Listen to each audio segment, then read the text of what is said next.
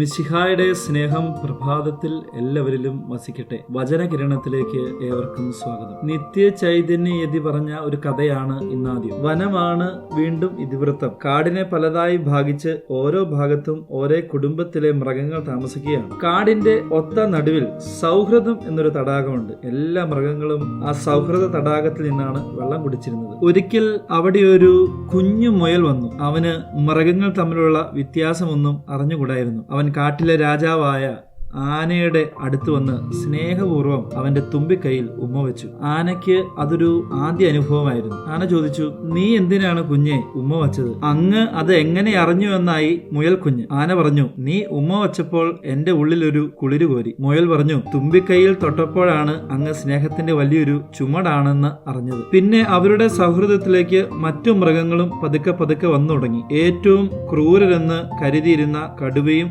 സിംഹവും കാട്ടുപോത്തുമൊക്കെ വളരെ പേടിച്ചാണ് കടന്നു വന്നത്. പിന്നെ അവർക്കിടയിൽ സ്നേഹത്തിന്റെ വലിയൊരു കടൽ തീർക്കുകയാണ്. വളരെ സ്നേഹത്തിലായ മൃഗങ്ങൾ തമ്മിൽ സംസാരത്തിനിടയിൽ കാട്ടുപോത്ത് ഇപ്രകാരം പറഞ്ഞു, നമ്മൾ ഏതായാലും വയസ്സായാൽ ചത്തുപോകും. ദഹിപ്പിക്കാനോ കുഴിച്ചു മൂടാനോ ആരും ഉണ്ടാവില്ല. അതുകൊണ്ട് ഞങ്ങളിത് വയസ്സ് ചെന്നവരെ നിങ്ങൾ ഭക്ഷിച്ചുകൊള്ളുക. ഇത് കേട്ടിട്ട് സിംഹം പൊട്ടിക്കരഞ്ഞു. എന്റെ ദൈവമേ, ഞാൻ വിചാരിച്ചിരുന്നത് ഈ കാട്ടുപോത്ത് വളരെ കശ്മലനും ക്രൂരനുമാണെന്നൊക്കെയാണല്ലോ. എന്നാൽ അവന്റെ ഉള്ളിൽ ഇത്രയേറെ ത്യാഗമുണ്ടായിരുന്നു. ഈ വർത്തമാനമെല്ലാം കേട്ട ദൈവത്തിന്റെ കണ്ണു നിറഞ്ഞു. ദൈവം പറഞ്ഞു, എന്റെ കുഞ്ഞുങ്ങളെ, നിങ്ങൾക്കുള്ള ഈ വകതിരിവ് മനുഷ്യർക്കുണ്ടായിരുന്നെങ്കിൽ. ഇങ്ങനെയൊരു വിവരണം വിശുദ്ധ ഗ്രന്ഥത്തിൽ യെശയ്യാ പ്രവചനത്തിലും നമുക്ക് കാണുവാൻ സാധിക്കും. പ്രിയമുള്ളവരെ, ഇന്ന് ആധുനിക കാലഘട്ടത്തിൽ ആത്മീയത എന്നൊക്കെ പറയുന്നത് വേലി കെട്ടുന്ന ഒരു അനുഭവമായിട്ടൊക്കെ മാറുന്നുണ്ട്. എന്നാൽ യഥാർത്ഥ ആത്മീയത സ്നേഹത്തിൽ ജീവിക്കുക എന്നത് തന്നെയാണ്. ഒരു കൊച്ചു ജീവിതം,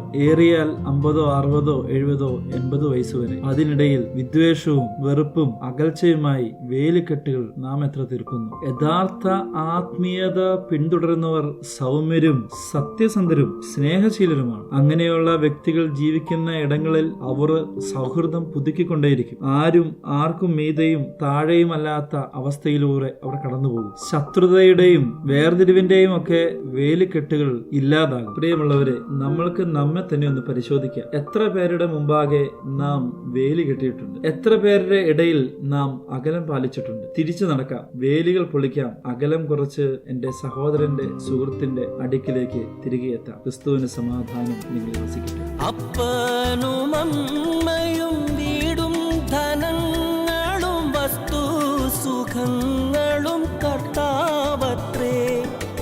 അപ്പനും അമ്മയും വീടും ധനങ്ങളും വസ്തു സുഖങ്ങളും കർത്താവത്രേ.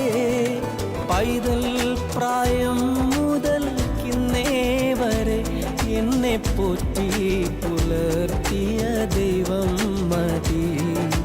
പൈതൽ പ്രായം മുതൽ ഇന്നേ വരെ എന്നെ പോറ്റി പുലർത്തിയ